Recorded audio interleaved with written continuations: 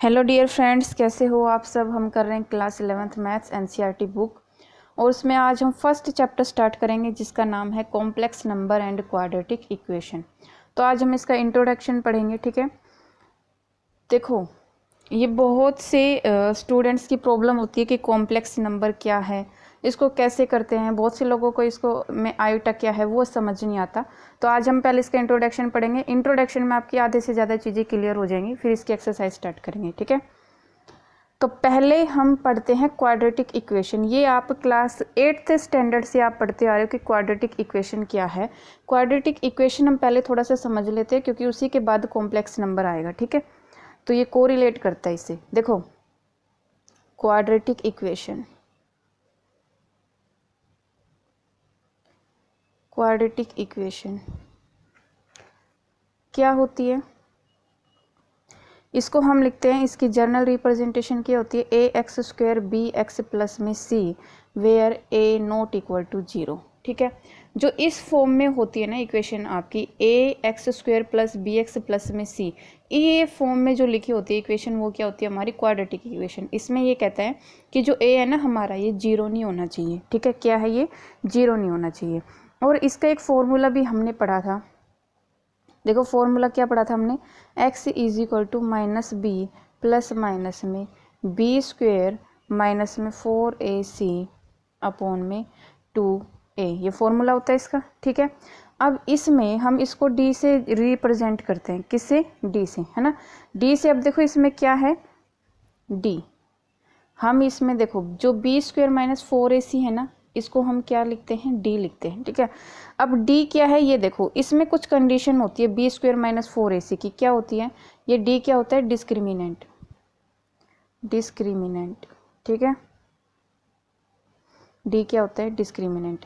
अब देखो अगर बी स्क्वेयर माइनस 4ac अगर हमारा 0 से बड़ा है, अगर बी स्क्वेयर माइनस 4ac अगर हमारा 0 से बड़ा है, दैट मीन्स +1 +2 +3, मतलब जो भी पॉजिटिव वैल्यू होती है ना जो 0 से बड़ी होती है, तो उसके लिए क्या होता है कि उसके टू डिस्टिंक्ट रियल रूट्स आते हैं। ठीक है, रियल रूट्स आते हैं। देखो ये आपने क्लास 10 में पढ़ा हुआ है। क्लास 10 में क्या पढ़ा था कि अगर हमारा बी स्क्वायर माइनस 4ac अगर हमारा 0 से बड़ा आता है तो उसके 2 रियल रूट्स बनेंगे, अलग अलग 2 रियल रूट्स आएंगे। ठीक है, अगर हमारा d b square minus 4ac equal to 0 आता है, अगर ये 0 के बराबर आता है, दैट मीन्स जब आप बी स्क्वायर माइनस 4ac को सोल्व करोगे, अगर वो 0 के बराबर आता है तो उसके 2 इक्वल रूट्स बनते हैं। क्या बनते हैं, 2 इक्वल रूट्स। ठीक है, बट थर्ड कंडीशन जब हमारी आती थी, d अगर हमारा बी स्क्वेयर माइनस 4ac अगर 0 से छोटा है, दैट मीन्स जो नेगेटिव है, जो नेगेटिव है, जैसे -1 -2 -3 -4 ये वाले नंबर। ठीक है, तो हम क्या करते थे, उसको वहाँ पर छोड़ देते थे, है ना। अब हम इसी के बारे में इसमें पढ़ेंगे, इसी के बारे में इसमें पढ़ेंगे। तो इसमें इसका सॉल्यूशन क्या होगा, टू इमेजिनरी रूट्स। ठीक है, अब देखो जब हमारा, इसका मतलब क्या है, इसका मतलब क्या है भाई, अगर ये हमारा 0 से छोटा है, दैट मीन्स ये क्या है, हमारा नेगेटिव है, इट इज़ नेगेटिव। भाई ये नेगेटिव है, अगर ये -1 है तभी तो हम इसको ये कहेंगे, एग्जाम्पल से समझो, अगर ये -1 है तो तभी तो हम इसको कहेंगे कि भाई 0 से छोटा है ना, तभी क्या है ये इमेजिनरी रूट में आएगा। ठीक है, अब देखो जो नेगेटिव नंबर है ना, नेगेटिव नंबर, इसका पता करने के लिए ही हम किसका यूज़ करते हैं, कॉम्प्लेक्स नंबर का। समझ आया, जो नेगेटिव नंबर है इसी को फाइंड आउट करने के लिए हम किसका यूज़ करते हैं भाई, कॉम्प्लेक्स नंबर का। ठीक है, अब यहाँ पे जो इमेजिनरी है ना, इमेजिनरी को हम आई से डिनोट करते हैं, आई से, किससे, आई से। तो देखो नेगेटिव नंबर को हम आयोटा की हेल्प से फाइंड आउट करते हैं, आयोटा, आयोटा। ठीक है, इसको हम किससे डिनोट करते हैं, आई से। ठीक है, किससे डिनोट करते हैं भाई, आई से। और हेयर आई इज क्या है, आई क्या है, I is imaginary part, imaginary ठीक है। तो आई क्या है हमारा, इमेजनरी, ये चीज़ समझ आई। जो आइटा है इसको हम आई से डिनोट करते हैं और ये क्या होता है हमारा इमेजनरी, ठीक है। और इमेजनरी नंबर को फाइंड आउट करने के लिए ही हम क्या यूज़ करते हैं, कॉम्प्लेक्स नंबर, ठीक है। अब देखो एक बार, जो आइटा है इसकी वैल्यू क्या होती है, आइटा की वैल्यू होती है अंडर रूट माइनस में 1, अंडर रूट माइनस 1, आइटा की वैल्यू क्या होती है under root minus 1।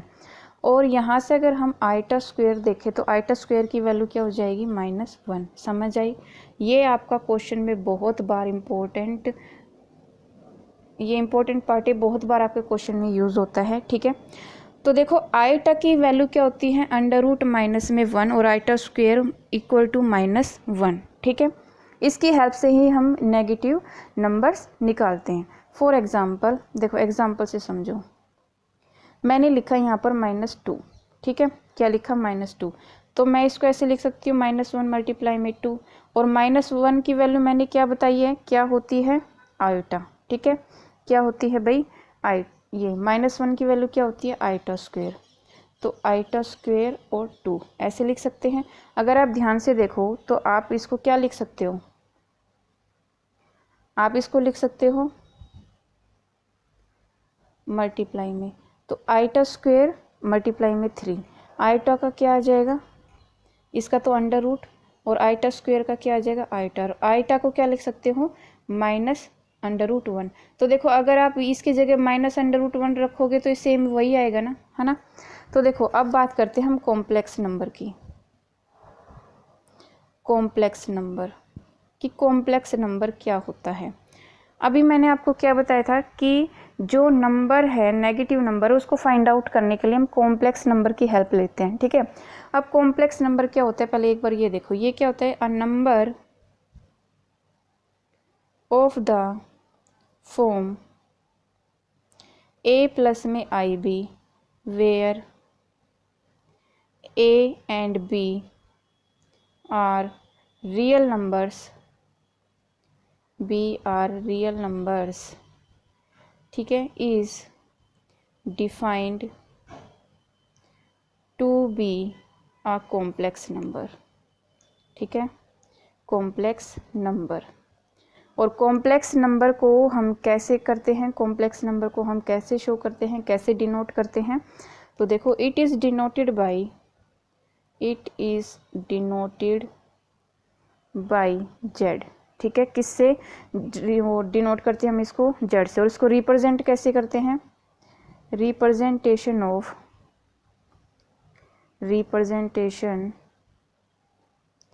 Of complex number is कैसे करेंगे हम इसको, z is equal to a plus में ib। और अभी मैंने बताया आपको जो ib है ये क्या है, रियल नंबर्स। देखो अगर आप सिंपल फॉर्म में इसको समझो तो कॉम्प्लेक्स नंबर क्या है, वो नंबर जिसके अंदर कुछ इमेजिनरी पार्ट हो और कुछ रियल नंबर हो उसे कॉम्प्लेक्स नंबर कहते हैं। समझ आया। दोबारा सुनो कि कॉम्प्लेक्स नंबर को अगर हम सिंपल वे में कहें तो इसका मतलब है वो नंबर जिसके अंदर कुछ इमेजिनरी पार्ट हो और रियल नंबर हो, वो हमारा होता है कॉम्प्लेक्स नंबर, ठीक है। क्या होता है कॉम्प्लेक्स नंबर। तो ए देखो यहाँ पर ए क्या है, here a is called real part, ठीक है, which is denoted by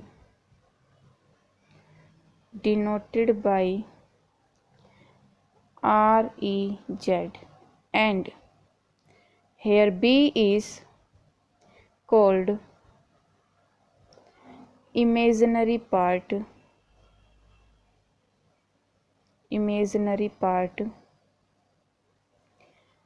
denoted by IMZ, ठीक है, ऑफ द कॉम्प्लेक्स नंबर। इसका मतलब समझिए। देखो इसने कहा है जो ए है ना हमारा ये क्या होता है रियल नंबर, ठीक है। और इसको डिनोट किससे करते हैं, REZ से। जो बी है ये इमेजिनरी पार्ट है, क्यों, क्योंकि इसके साथ में भाई आई है, IB। आई के साथ में जो भी ये लिखा होता है ये किस में काउंट होगा, आपका इमेजिनरी पार्ट होगा ये। इससे पहले मैंने आपको यही बताया था कि आयोटा को हम आई से डिनोट करते हैं और आई हमारा क्या होता है, इमेजिनरी होता है, इमेजिनरी पार्ट होते हैं ना आई हमारा। तो देखो मैंने वही चीज़ यहाँ पर लिखी है कि बी ये क्या है, हमारा इमेजिनरी पार्ट है, क्योंकि बी किसके साथ है भाई, आई के साथ है, तो ये क्या होगा हमारा इमेजिनरी पार्ट। और इसको किससे डिनोट करते हैं, आई एम जेड, ठीक है, कॉम्प्लेक्स नंबर के आई एम जेड से हम इसको क्या करते हैं, डिनोट करते हैं। फॉर एग्जाम्पल, एग्जाम्पल से समझो और भी अच्छे से समझ आएगा। एग्जाम्पल मैंने यहाँ पर लिखा z is equal to 2 plus में आई 5, ये आपको दिया हुआ है।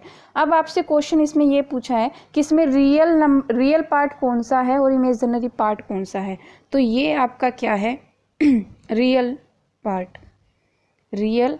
पार्ट ऑफ जेड, और ये क्या है आपका, ये वाली चीज़ है आपकी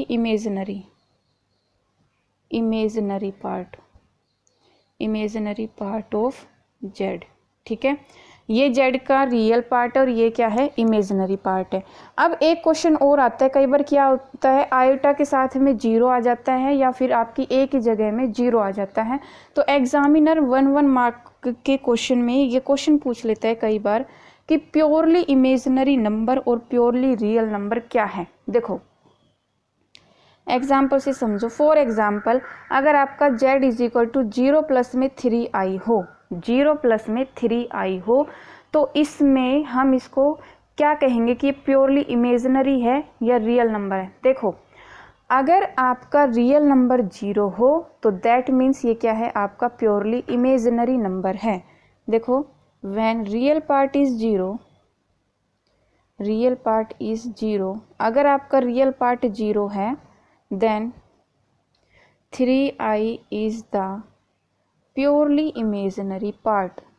समझ आया, प्योरली इमेजिनरी नंबर। देखो भैया अगर आपका रियल नंबर 0 है ना तो ये क्या है, प्योरली इमेजिनरी है। अगर आपका एग्जाम्पल, अगर आपका यहाँ पर ये दिया हुआ है 4 प्लस में i 0, अगर आपका इमेजिनरी पार्ट 0 है, अगर आपका इमेजिनरी पार्ट 0 है तो ये क्या होगा, purely real number. Here 4 is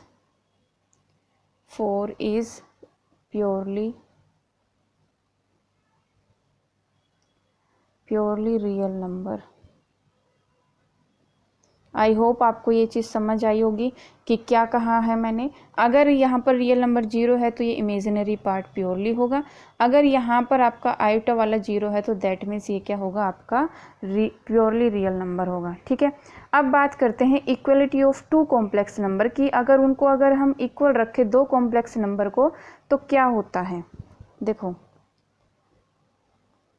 equality of 2 complex number.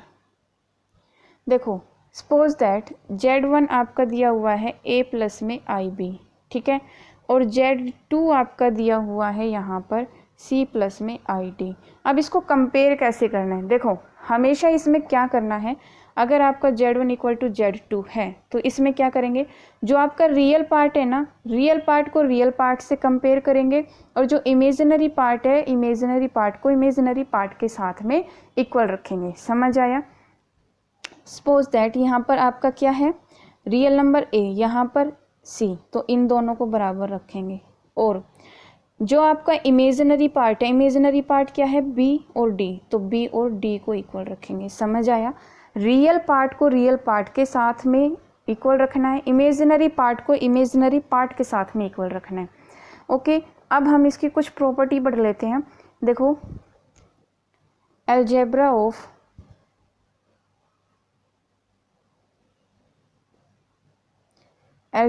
Of complex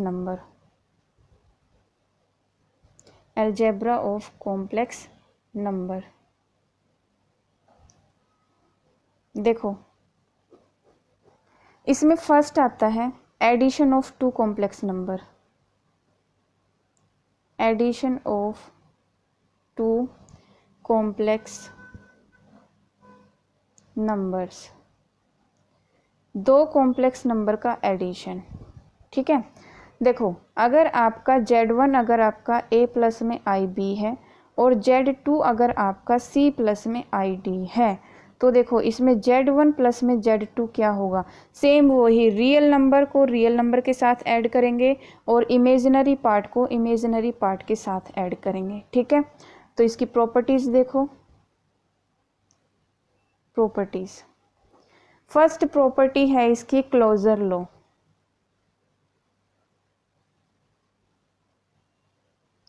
ये कहती है अगर आपका यहाँ पर कॉम्प्लेक्स नंबर प्लस में कॉम्प्लेक्स नंबर है तो आंसर भी क्या होगा, कॉम्प्लेक्स नंबर। ठीक है, ये होगी फर्स्ट प्रॉपर्टी। सेकंड प्रॉपर्टी है इसकी कॉम्यूटेटिव लॉ। कॉम्यूटेटिव का मतलब क्या होता है भाई, उल्टा पुल्टा। ठीक है, कॉम्यूटेटिव का मतलब क्या होता है, उल्टा पुल्टा। अभी समझ आएगा क्यों कहा मैंने इसका उल्टा पुल्टा। अगर आपका Z1 प्लस में Z2 है ना, तो दैट मीन्स Z2 प्लस में Z1 भी होगा। ये दोनों क्या होंगे, इक्वल। अगर ये दोनों इक्वल है तो दैट मीन्स क्या है, कॉम्यूटेटिव लॉ है। थर्ड एसोसिएटिव, एसोसिएटिव, इसको उल्टा पुल्टा क्यों कहा था, अब समझ आया। इसको उल्टा पुल्टा क्यों कहा था, क्योंकि इसी का तो उल्टा लिखा हुआ ही है ना। देखो एसोसिएटिव लॉ में क्या होते हैं, मेनली हम तीन पार्ट लेते हैं, Z1, Z2 और Z3। ठीक है, तो फर्स्ट वाले में पहले दो को प्लस करते हैं, थर्ड वाले को बाहर रखते हैं, सेकंड वाले में पहले वाले को बाहर रखते हैं, लास्ट के टू ऐड करते हैं। अगर ये दोनों इक्वल आ रहे हो तो दैट मीन्स ये क्या है, एसोसिएटिव लॉ है। ठीक है, फोर्थ है existence of additive inverse, additive inverse identity. पहले आइडेंटिटी पढ़ लो, उसके बाद इसका इनवर्स पढ़ेंगे।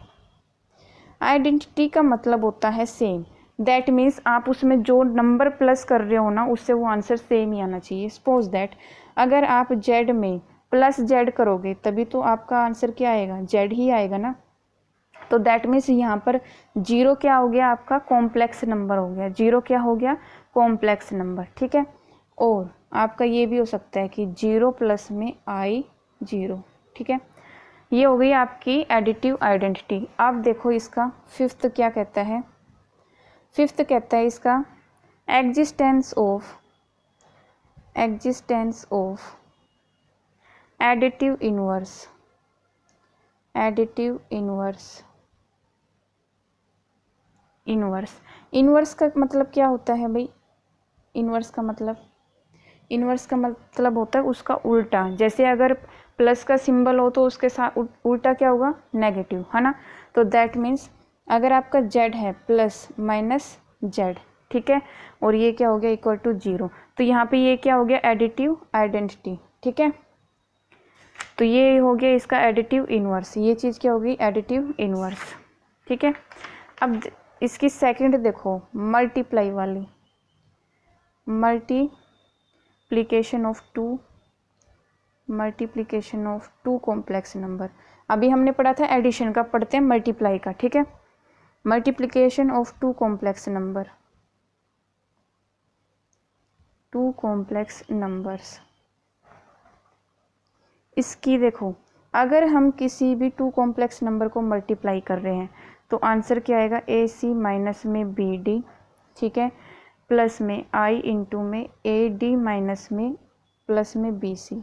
देखो कैसे, जब आप इसको सोल्व करोगे ना तो रियल वाले को एक ब्रैकेट में और इमेजिनरी वाले को एक ब्रैकेट में। ठीक है, तो प्रॉपर्टी देखो इसकी, प्रॉपर्टीज फर्स्ट है क्लोजर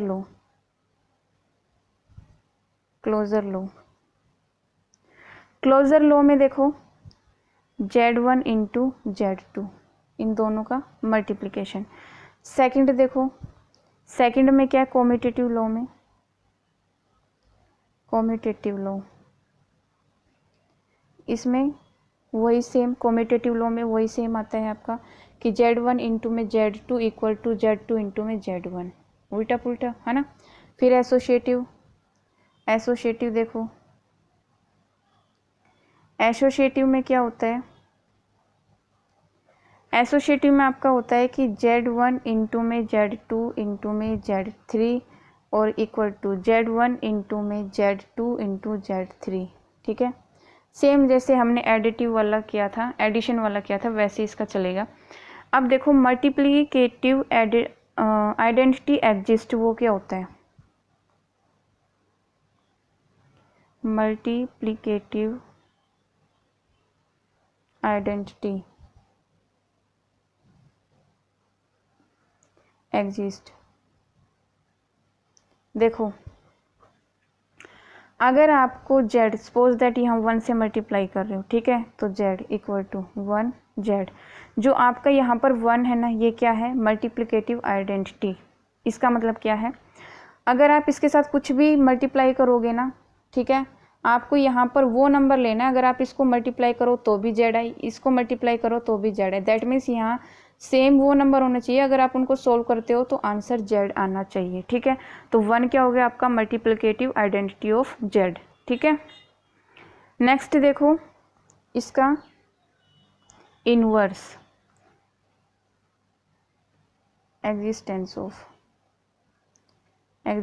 ऑफ मल्टीप्लिकेटिव इनवर्स। ये क्या होगा आपका? इनवर्स मतलब अपोजिट, z इंटू में i z equal to 1 upon z into में z। समझ आया?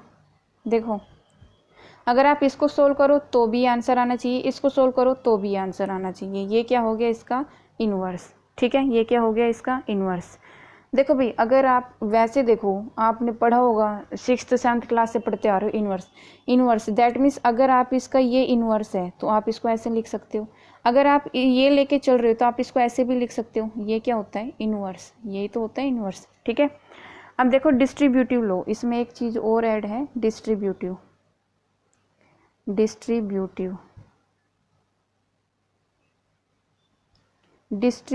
मतलब डिस्ट्रीब्यूट मतलब बांटना, ठीक है।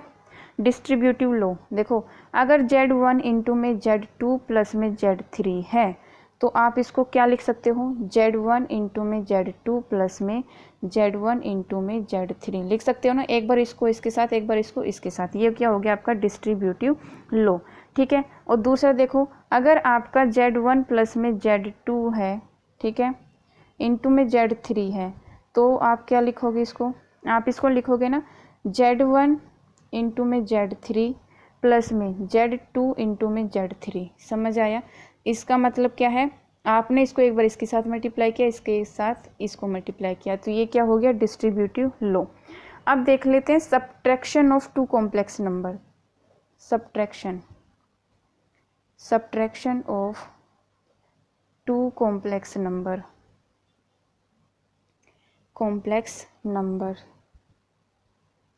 देखो इसका मतलब क्या है कि अगर Z1 माइनस Z2 है तो इसका मतलब A माइनस में C, ये तो सेम रहेंगे, ठीक है, B माइनस D। ये प्रॉपर्टी देखो, रियल नंबर एक ब्रैकेट में, इमेजिनरी पार्ट एक ब्रैकेट में। अभी तक जो हम फॉलो करते आए थे सेम वही। इसकी प्रॉपर्टी देख लेते हैं, प्रॉपर्टीज। इसकी फर्स्ट प्रॉपर्टी है commutative low does not exist. ये एग्जिस्ट नहीं करेगा, डज नॉट एग्जिस्ट। क्यों नहीं करेगा भाई? देखो अगर आपका Z1 माइनस में Z2 है तो ज़रूरी नहीं है कि Z2 माइनस Z1 आए। ये कभी भी सेम नहीं होगा। कभी सेम होगा, कभी नहीं होगा, पर हमेशा सही हो ये कभी नहीं होगा, ठीक है। दूसरा देखो, मोस्ट इम्पोर्टेंट है इसकी, ये बहुत बार पूछी जाती है 1 मार्क्स में, एसोसिएटिव वाला। इसमें एसोसिएटिव लॉ भी एग्जिस्ट नहीं करेगा, डज नॉट फॉलो, ठीक है। क्यों? देखो अगर आपका Z1 माइनस में Z2 है माइनस Z3, ठीक है, ये not equal to Z1 minus में Z2 Z3, ये कभी भी फॉलो नहीं होगा, ठीक है। फोर्थ प्रॉपर्टी आती है डिवीज़न वाली। Fourth is division of two complex number. Two complex numbers.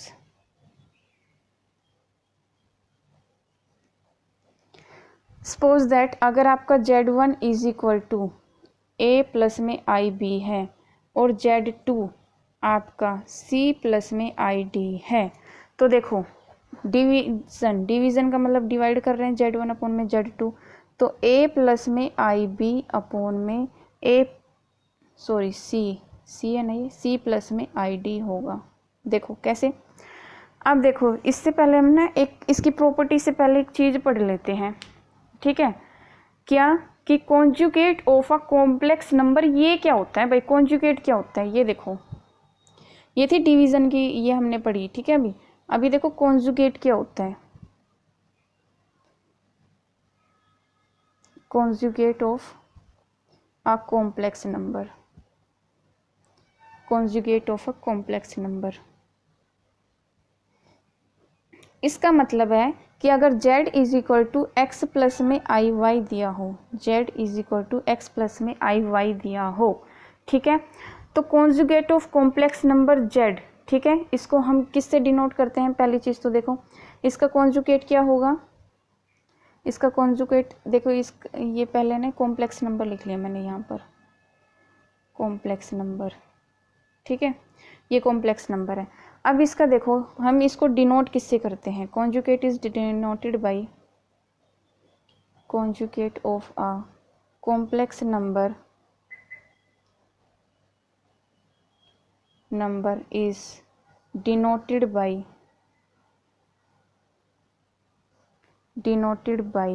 z बार। समझ आया, z बार। जो आप इसको z के ऊपर जो ये सिंबल है ना, ध्यान से सुनना, z के ऊपर जो ये बार जैसा सिंबल लगाया हुआ है ना, ये इसी का मतलब होता है conjugate of a complex number. हम हमेशा कॉन्जुगेट ऑफ कॉम्प्लेक्स नंबर को इससे डिनोट करेंगे। अगर आपसे बोला जाए कि right the डिनोशन of conjugate of complex number, तो आप ऐसे लिखोगे, ये किससे डिनोट, ये कॉन्जुगेट किससे डिनोट होता है, इससे, ठीक है, समझ आया। अब देखो इसका मतलब क्या होता है, इसका मतलब है जो इमेजिनरी पार्ट है ना उसका साइन चेंज करना।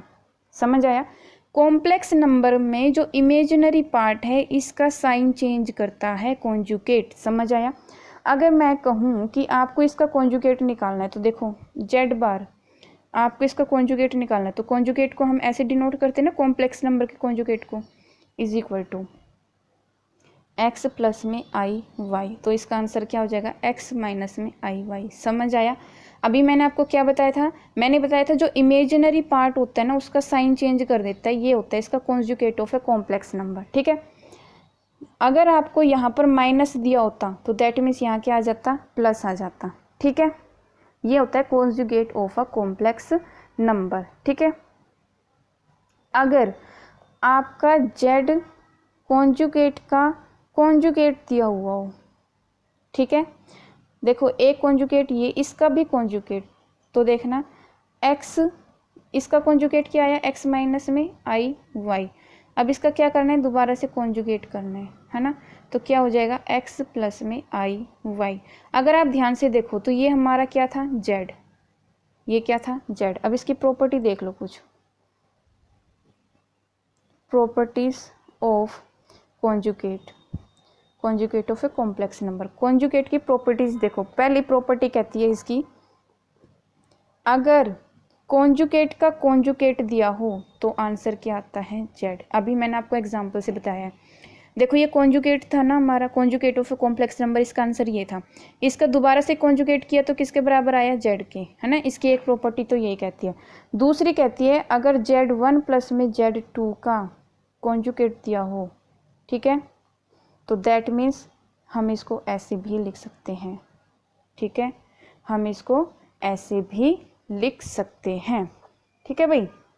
थर्ड प्रॉपर्टी इसकी कहती है कि अगर माइनस दिया हो, क्या दिया हो, माइनस, अगर ये माइनस में दिया हो तो हम इसको ऐसे लिखेंगे, माइनस में z2 का कॉन्जुगेट, ठीक है। अगर ये मल्टीप्लाई में दिया हो, अगर ये मल्टीप्लाई में दिया हो तो हम इसको लिखेंगे मल्टीप्लाई में, ठीक है। अगर ये डिवाइड में दिया हो तो देखना फिफ्थ प्रॉपर्टी इसकी कहती है अगर ये डिवाइड में दिया हो सारे का कॉन्जुगेट तो हम इसको लिखेंगे Z1 का कॉन्जुगेट अपॉन में Z2 का कॉन्जुगेट, ठीक है। बट इसकी कंडीशन क्या होती है कि जो आपका Z2 है ना वो क्या नहीं होना चाहिए, नॉट इक्वल टू 0, 0 के बराबर नहीं होना चाहिए, 0 के बराबर नहीं होना चाहिए, ठीक है। अब देखो नेक्स्ट हमारा क्या है, अच्छा ये हमने पढ़ा अभी कॉन्जुगेट के बारे में, ठीक है। क्या पढ़ा हमने, कॉन्जुगेट के बारे में। अब हम इसी के ऊपर चलते हैं वापस से, ये वाला देखो, अगर हम इसको सोल्व करते हैं तो क्या आएगा, देखो अगर Z1 अपॉन में Z2 अगर आपको दिया है Z1 अपॉन में Z2 A प्लस में IB और ये दिया है C प्लस में ID, तो इसको सोल्व करो, ठीक है। इसका रैशनलाइजेशन करते हैं अपोजिट साइन के साथ में C माइनस में ID, ठीक है। आप इसको सोल्व करो तो क्या आएगा, A प्लस में IB इंटू में C माइनस में ID अपॉन में, यहाँ पर फॉर्मूला लग जाएगा A square minus B square वाला, है ना। तो A स्क्वायर माइनस में B स्क्वायर, तो आप मल्टीप्लाई कर लो इसको सीधा, C स्क्वायर माइनस में ICD और ये हो जाएगा प्लस का ICD और ये हो जाएगा माइनस का I स्क्वायर D स्क्वायर, ठीक है। तो ये कैंसिल, इसको ऊपर प्लस, इसको आप मल्टीप्लाई करोगे ऊपर तो देखना क्या आएगा, मल्टीप्लाई करो ये आएगा AC प्लस में AICB माइनस में IAD माइनस में I स्क्वायर BD, ये आया अपॉन में C स्क्वायर माइनस में I स्क्वायर D स्क्वायर। अब ध्यान रखना, थोड़ी देर पहले मैंने बताया था कि I स्क्वायर आपका होता है -1, I स्क्वायर की वैल्यू क्या होती है, -1, समझ आया। I स्क्वायर की वैल्यू क्या होती है भाई, -1, तो रख दो यहाँ पर।